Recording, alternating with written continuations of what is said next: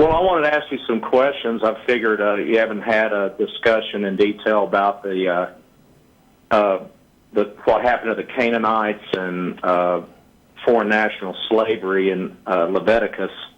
And I was wondering, have you by any chance read the 12th chapter of the Wisdom of Solomon? An apocryphal book in the Septuagint.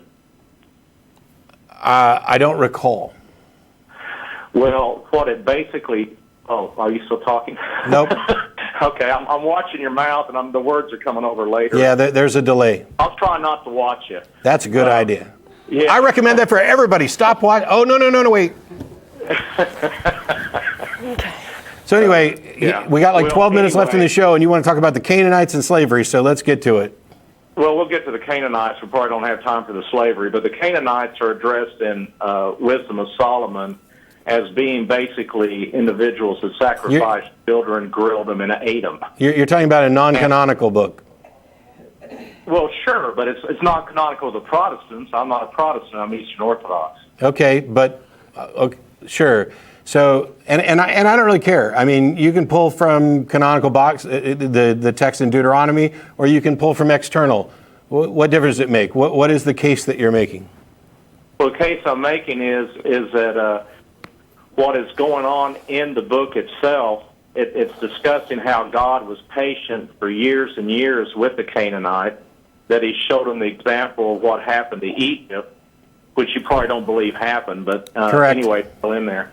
And all this went on, and then he stated that because of what you're doing to children, and these were not their own children, they were kidnapping Israeli children, they were kidnapping of other tribes and killing their children. And since they weren't changing their ways, God decided to wipe them out. Yeah, and what's your point? My point is he was justified in doing it. So, including killing their kids? Yes, their kids were killed. Yeah, you're a moral thug. In the city and crushing their skulls. Okay, open. wait. Kenny, Kenny, and do the same thing. I have a question. Oh no! So your reasoning is that it's okay to kill the Canaanites' kids because they're going to grow up to do the same thing. Well, they would have. You're a moral thug. You've lost your moral compass entirely. I actually have like a different question. Children were doing this when the Israelites were coming to the city. They were. Kenny, you're an idiot. A 2-year-old is not doing anything. You're saying 2-year-olds were killing 2-year-olds? No, I'm not saying that. So when they came in and wiped out their 2-year-olds, the innocent kids, your claim is that was justified. 2-year-olds can't throw a rock. Yes. So why would you kill them? About them. So why would you kill them? What? Why would God have them killed? Who says that God had all them killed? I just asked you if it was justified to wipe them all out, including their children, and you said yes. Yeah. You said children. I didn't interpret that as infants. Okay. Just like, for example... What does wipe them out mean? What does wipe them out mean and not leave any of them alive? Well, actually, they didn't completely do a genocide. A lot of these people were incorporated into Israel itself. They were proselytized and changed. Some of the people repented. Well, they did kill all the Amalekites, though. He had the children killed there. Was that justified? Well, let me ask you a question. If someone's in Vietnam and a young child walks up with a bomb in a box to hand it to him, is another soldier justified in shooting that child to keep another soldier? So you're asserting that all the Amalekite children were carrying bombs that day? No, of course. Okay, well then why would that even be relevant? Because what does that have to do with what I'm saying? Because the Amalekites were wiped out by the Hebrews under God's command, who told them to wipe out the infants, the children and the infants. He even goes to a special little category there and tells them the children and the infants. So they went and they wiped out the Amalekites, including their children and their infants. And the question is, was that the one? Blessed is the man who bashes the little head. No, that's a different one. This is that's yet another place where the Bible really enjoys but the I slaughter of guess my children. big question. My question, because you're talking about the Canaanites. Okay. Right, but I'm saying that if he's going to command people to go, he's going to command the Hebrews to go and kill another group. And the Amalekites is an example I'm familiar with where he kills the children and the infants specifically. He even tells them to wipe out even the animals. So my question is, do you think that's justified?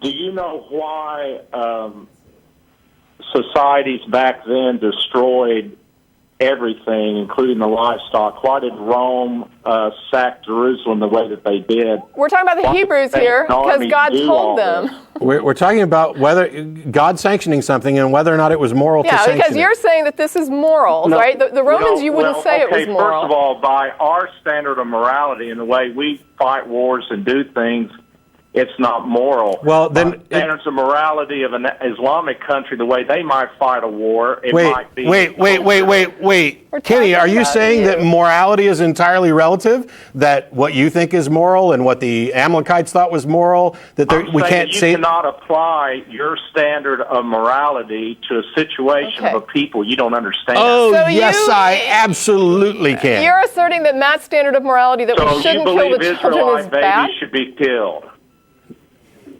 And what did you just say? On the altar. You believe Israelite children should be slaughtered and sacrificed on an altar. That should have been permitted to continue. No, because when those children grew up, Kenny, I swear to God, you better let me finish. Now, wait a minute. Wait, let me just... Kenny, no, hang on. Okay. No. Why the children... Kenny, listen. No, I don't think that. Why on earth would you accuse me of thinking that? Kenny? Well, how can I? Am I still on? I thought I got shut off. No, you're on hold because you wouldn't let me finish. You basically said that I think, or do I think, that the Israelite children deserve to be killed and are asserting that that's my position. And I'm saying, no, why on earth would you claim that that was my position? You're the one that's... Can I answer it? Sure. Okay, here's my answer. When the children grew up, and raised by their surviving mothers, who wouldn't have been killed either if the women and the children were allowed to live. They would have raised that child Kenny, to have vengeance against Israel and turn right around and do the same thing. Kenny, what the hell does... offered a way out, though. Kenny, what the hell does that have to do with my position? You made a claim about what I believe, and now you're going back to tell me about the ancient Israelites did this and that and this for this other... What the hell does that have to do with what I just asked you? Hello? Well, it has a lot to do because if you allow these people to live, they would kill Israelites. Kenny, you are entirely too stupid to talk to. I want to just make 2 points that I didn't get to make during the call. Number one is, just to clarify what you were describing as the misrepresentation of your position, right? Yeah. There are most people, I think, that would say that going to war with Germany during World War II was justified because of all the horrendous things that were happening there. They had to be stopped. And you can argue all day about whether or not the tactics of particular parts of that war were, humane, inhumane, whatever. But I don't think there was any doubt that you weren't going to sort of reason with Hitler. And so you have sometimes something horrible going on and you say, we're going to use force, we're going to go in there and stop this from happening.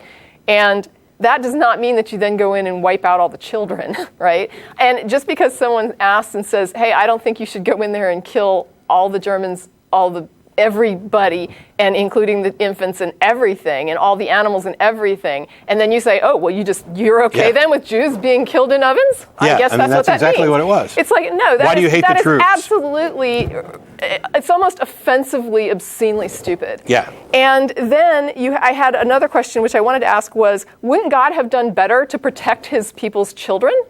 Like, instead of waiting patiently while the children are being sacrificed and, allowing children to be killed and sacrificed and brutalized by these people that are, killing his people's children, and he's not stopping it, and you're saying that his patience there is like a good thing. His patience there is completely obscenely immoral. Nobody should be patient with people that are killing children.